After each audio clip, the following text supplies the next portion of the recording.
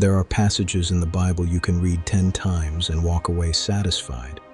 And then, there are passages that refuse to leave you alone. They linger, they haunt, they whisper questions you can't quite answer. Genesis 6 is one of those passages, just 4 verses, barely a paragraph. But inside that small space lies one of the greatest mysteries in all of Scripture. An enigma so unsettling that for centuries scholars, rabbis, church fathers, and theologians have debated what it truly means. The sons of God. A phrase so simple, yet so explosive, that entire interpretations of the ancient world shift depending on how you read it. Were they angels? Were they kings? Were they divine beings? Or were they something else entirely? Tonight, we're opening the door to a riddle the ancient world knew well, but modern readers barely understand. And once you see what Genesis 6 is really saying, you'll never look at the pre-flood world the same way again. Let's start not with answers, but with tension, because Genesis 6 doesn't introduce the mystery quietly. It fractures the rhythm of the narrative. Just listen. The sons of God saw the daughters of men, that they were beautiful, and they took wives for themselves, whomever they chose. Read that again. This isn't how Genesis normally talks. There's no genealogy, no lineage, no explanation, just a sudden, jarring intrusion into the story of humanity. And immediately after this moment, violence, corruption, a world spiraling toward destruction. The text doesn't say why the world became corrupt, but it places this mysterious union immediately before God declares, "My spirit will not contend with humans forever." It's as if the writer is whispering, "Pay attention, something happened here, something catastrophic, something unnatural." So who, or what, were these sons of God? To answer that, we need to go back, not centuries, but millennia, to the ancient mindset of the people who first heard this story. Imagine you're an ancient Israelite hearing Genesis for the first time.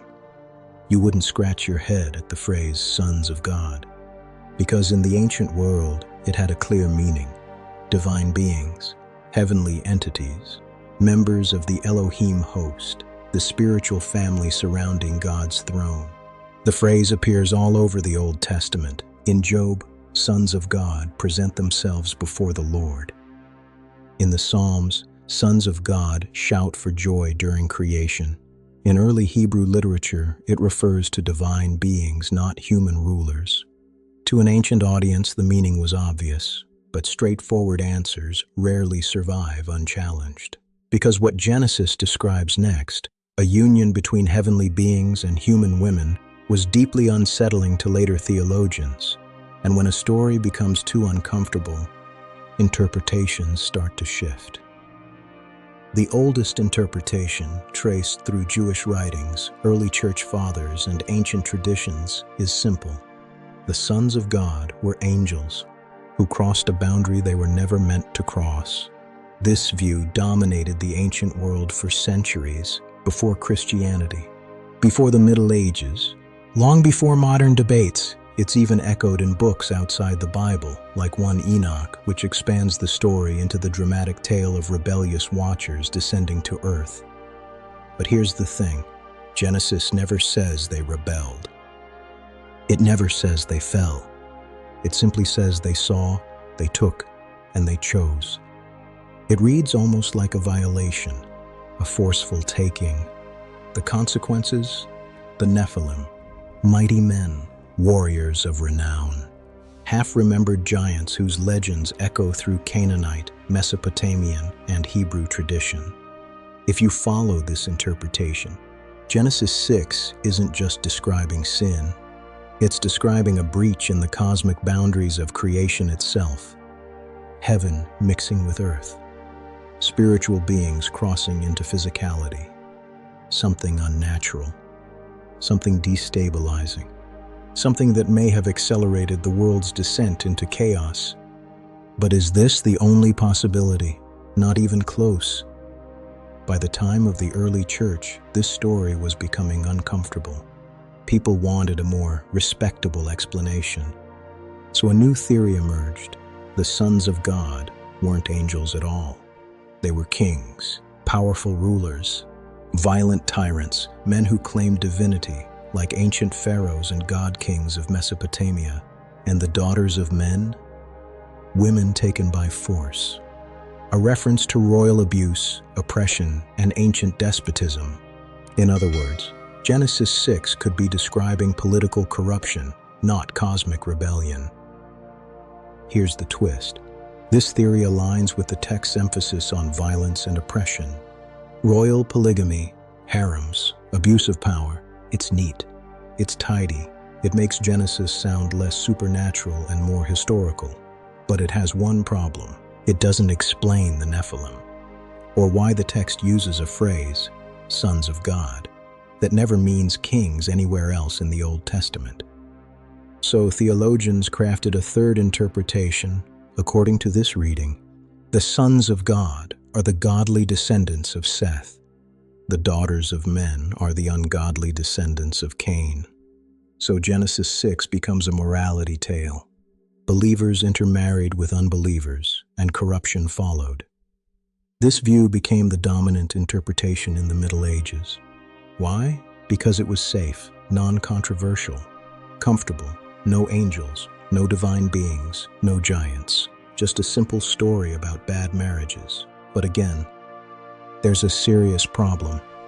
Nothing in Genesis links the phrase sons of God with Seth.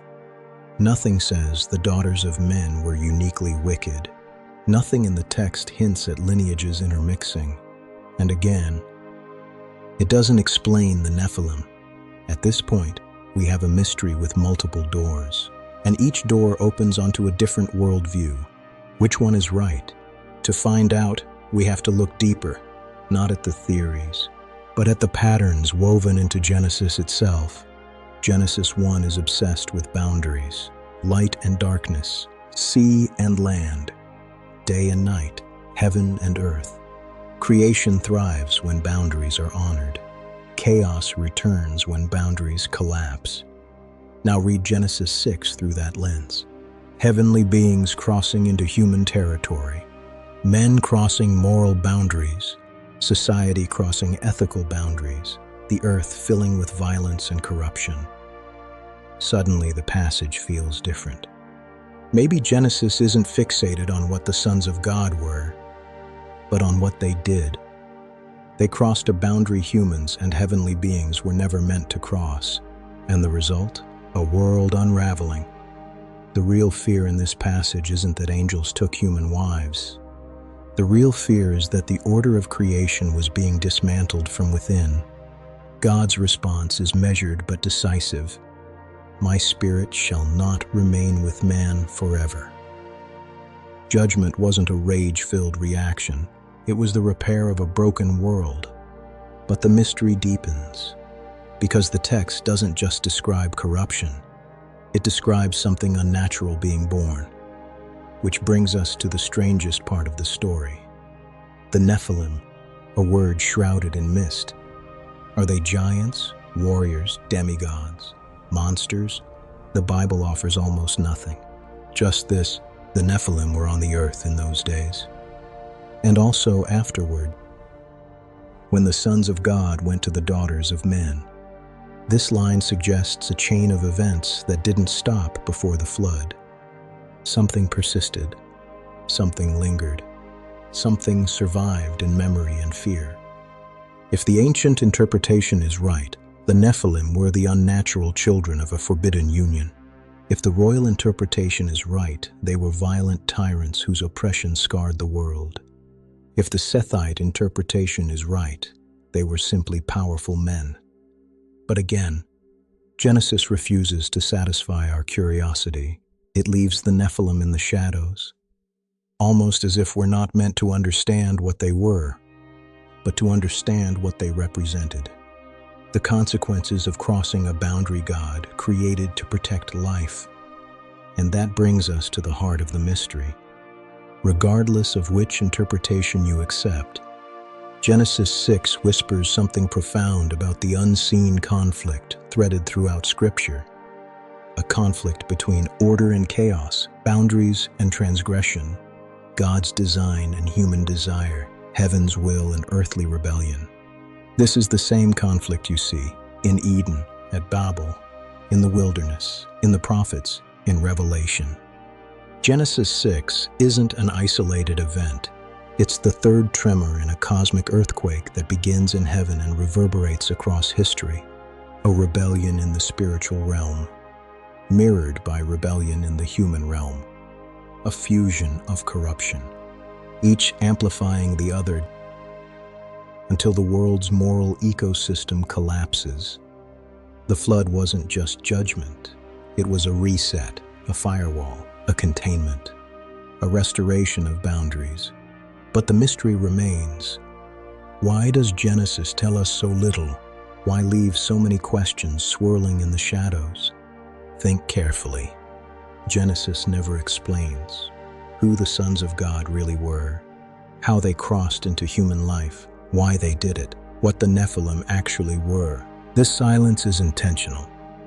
It forces the reader to experience the story the same way the ancient world did, with awe, with fear, with uncertainty, with humility. Genesis 6 is not meant to satisfy curiosity. It is meant to unsettle certainty. The mystery is the message, a reminder that the world is deeper, stranger, and more layered than modern readers imagine. That spiritual realities brush against human history in ways we don't always understand. That the unseen realm is not a metaphor, but a dimension Scripture occasionally lets us glimpse, just long enough to realize how little we know. After thousands of years, debates persist, and maybe that's the point. But if you want the most historically grounded answer, the one that aligns with ancient belief, early tradition, linguistic evidence, and the worldview of Genesis, then the simplest conclusion is, the ancient world believed the sons of God were divine beings who crossed a forbidden boundary, not demons, not kings, not Sethites, but members of the heavenly host, beings who were not evil by nature, but who stepped into a role they were never designed for. And the Nephilim? Echoes of a world destabilized by that transgression. But if you prefer a political interpretation, the text still holds. This could represent a world where kings abused their power so violently that humanity's survival was threatened. Either way, Genesis 6 warns us what happens when beings, spiritual or human, abandon their purpose and seize what was never theirs to take. The flood wasn't about punishing desire. It was about stopping destruction. Not destruction caused by humans alone, but by a collapse in the boundaries that kept creation whole. So what does this ancient mystery mean for us? Maybe more than we think. Genesis 6 shows that corruption begins quietly, not with a sword, but with a crossing, a compromise, a transgression, a boundary pushed just a little too far. And once that boundary collapses, everything it was meant to protect collapses with it. The story of the sons of God isn't just about angels or kings. It's about the danger of unrestrained power, about the cost of violating the order woven into creation, about how quickly a world can fall apart when lines stop mattering. And maybe that's why Genesis leaves the mystery unresolved. Because the question isn't just, who were the sons of God? The real question is, where are we crossing boundaries today? Boundaries designed to guard our humanity, our relationships, our purpose, our world. Genesis 6 isn't a myth. It isn't a riddle. It's a warning, a whisper from the ancient world reminding us the unseen realm is real. Choices have consequences. And when boundaries crumble, the flood is never far behind.